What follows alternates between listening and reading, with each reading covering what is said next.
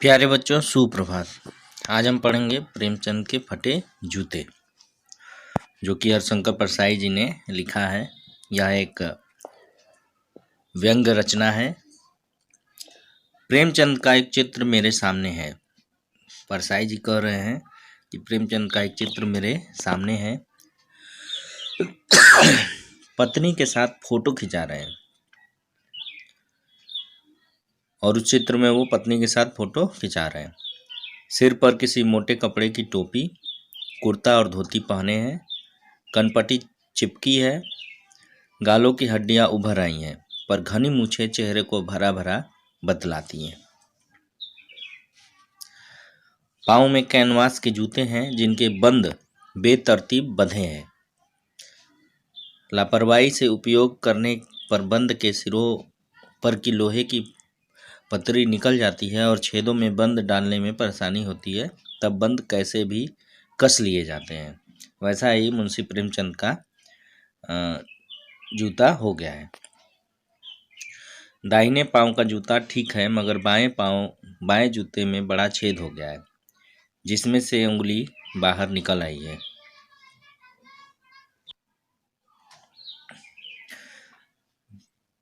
परसाई जी कह रहे हैं कि उनके दाहिने पांव का जूता तो ठीक है, लेकिन बाएं पांव के जूते में बड़ा छेद हो गया है, जिसमें से उंगली उनका बाहर निकल आया है और वो दिख रहा है।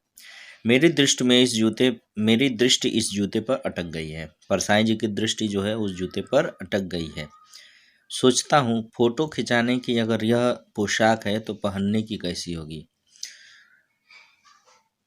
परसाई जी सोच रहे हैं कि अगर फोटो खिंचाने की यह पोशाक है तो पहनने की कैसी होगी। मतलब कि लोग अच्छा दिखने के लिए फ़ोटो खिंचाते हैं और अच्छा दिखने के लिए वो तमाम उपाय करते हैं जो दिखावेपन का प्रतीक होता है। तो वही बात उनके दिमाग में है कि अगर फ़ोटो खिंचाने की यह तस्वीर है तो असली क्या होगी। नहीं, इस आदमी की अलग अलग पोशाकें नहीं होंगी। इसमें पोशाकें बदलने का गुण नहीं है। वह जैसा है वैसा ही फोटो में खिंच जाता है। लेकिन अगले ही पल परसाई जी अपनी ही बातों को काट रहे हैं कि नहीं, इस आदमी में पोशाक बदलने का गुण नहीं है। मतलब यह व्यक्ति जो है कौन, मुंशी प्रेमचंद, इनमें दिखावे की प्रवृत्ति नहीं है। ये जैसे हैं वैसे ही जीवन बिताते हैं, यथार्थ में जीने वाले हैं, इसलिए इनमें पोशाक बदलने का गुण नहीं है। जैसा थे वैसा ही फोटो इन्होंने खिंचा लिया। मैं चेहरे की तरफ देखता हूँ। क्या तुम्हें मालूम है मेरे साहित्यिक पुरखे। साहित्यिक पुरखे का मतलब कि परसाई जी से बहुत पहले मुंशी प्रेमचंद थे और साहित्य के क्षेत्र में थे, तो साहित्य के क्षेत्र में उनसे ज़्यादा अनुभवी थे, इसलिए उनको साहित्यिक पुरखे परसाई जी कह रहे हैं प्रेमचंद को। तो तुम जानते हो, तुम्हें मालूम है कि साहित्यिक पुरखे कि तुम्हारा जूता फट गया है और अंगुली बाहर दिख रही है। क्या तुम्हें इसका जरा भी एहसास नहीं है? जरा लज्जा, संकोच या झेप नहीं है? क्या तुम इतना भी नहीं जानते कि धोती को थोड़ा नीचे खींच लेने से अंगुली ढक सकती है, मगर फिर भी तुम्हारे चेहरे पर बड़ी बेपरवाही, बड़ा विश्वास है। फोटोग्राफर ने जब रेडी प्लीज कहा होगा तब परंपरा के अनुसार तुमने मुस्कान लाने की कोशिश की होगी। दर्द के गहरे कुएं के तल में कहीं पड़ी मुस्कान को धीरे धीरे खींचकर ऊपर निकाल रहे होगे कि बीच में ही क्लिक करके फोटोग्राफर ने थैंक यू कह दिया होगा। विचित्र है यह अधूरी मुस्कान। यह मुस्कान नहीं, इसमें उपहास है, व्यंग है। परसाई जी कह रहे हैं कि अगर तुम चाहते तो अपनी धोती को नीचे कर लेते थोड़ा सा, तो उंगली ढक जाती, और लेकिन तुमने ऐसा नहीं किया।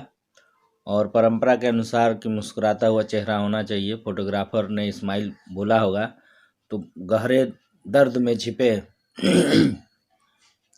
जो मुस्कुराहट है उसको कोशिश किया होगा बाहर निकालने की। अभी वो आधा ही निकला होगा कि फोटोग्राफर ने क्लिक करके थैंक यू कह दिया होगा। तो यह बड़ा विचित्र है तुम्हारी यह अधूरी मुस्कान। और यह अधूरी मुस्कान हंसी नहीं है तुम्हारी स्वाभाविक, बल्कि यह उपहास है, यह व्यंग है। किसके ऊपर? हमारे ऊपर, समाज के ऊपर।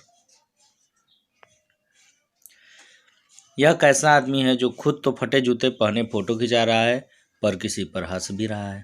परसाई जी कह रहे हैं कि यह कैसा आदमी है कि खुद भी फोटो खिंचा रहा है, फटे जूते भी पहना है और लोगों पर हंस भी रहा है। फोटो ही खिंचाना था तो ठीक जूते पहन लेते या न खिंचाते।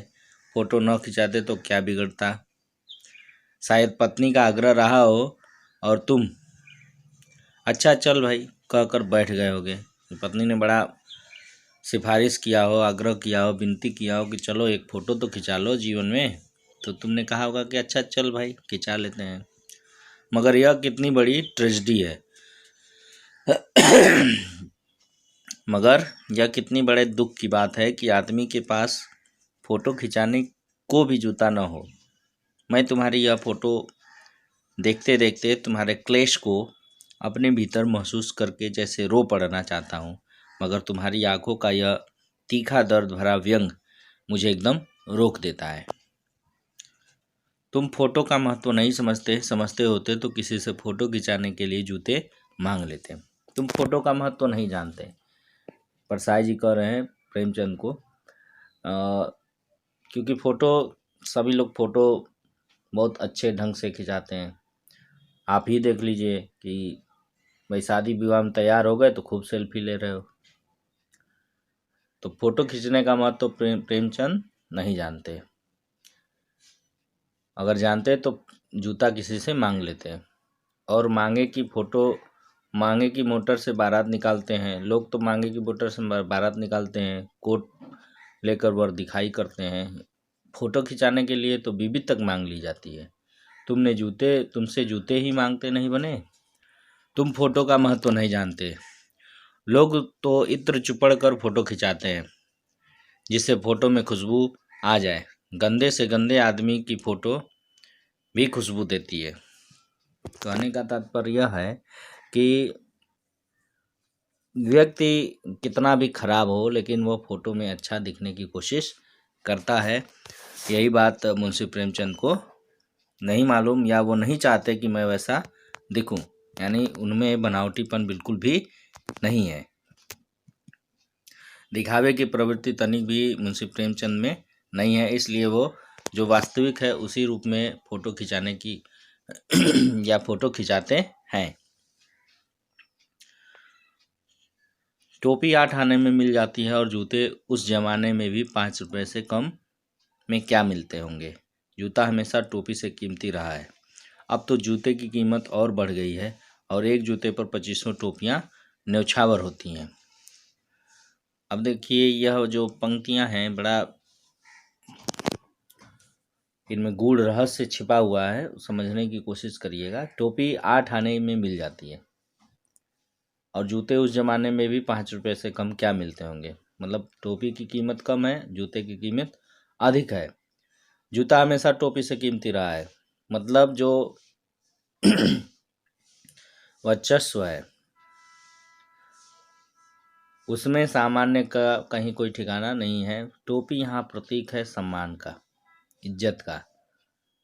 और जूता कितना भी मूल्यवान हो हमेशा रहेगा पैरों में ही। तो टोपी को टोपी जो कि श्रेष्ठ है जूते से, लेकिन यहाँ जूते को अधिक दाम का बताया जा रहा है। अब तो जूते की कीमत और बढ़ गई है और एक जूते पर 2500 टोपियाँ न्यौछावर है। और आज के समय में अवसरवादिता इतनी अधिक बढ़ गई है कि जिसको जहाँ अवसर मिल रहा है वहीं झुक जाता है, वहीं नतमस्तक हो जाता है, यानी अपनी टोपी को जूते पर समर्पित कर देता है। तो आज के समय में 2500 टोपियाँ जूते पर न्यौछावर है, यानी कि हर एक व्यक्ति जो है अवसरवादी प्रवृत्ति का हो गया। जहाँ उसको लाभ दिखता है वहीं वह अपनी इज्जत को नीलाम कर सकता है। बस उसको स्वार्थ अपना साधना चाहिए। तुम भी जूते और टोपी के आनुपातिक मूल्य के मारे हुए थे। यह विडंबना मुझे इतनी तीव्रता से पहले कभी नहीं चुभी जितनी आज चुभ रही है जब मैं तुम्हारा फटा जूता देख रहा हूँ। तुम महान कथाकार, उपन्यास सम्राट, युग प्रवर्तक, जाने क्या क्या कहलाते थे, मगर फोटो में भी तुम्हारा जूता फटा हुआ है।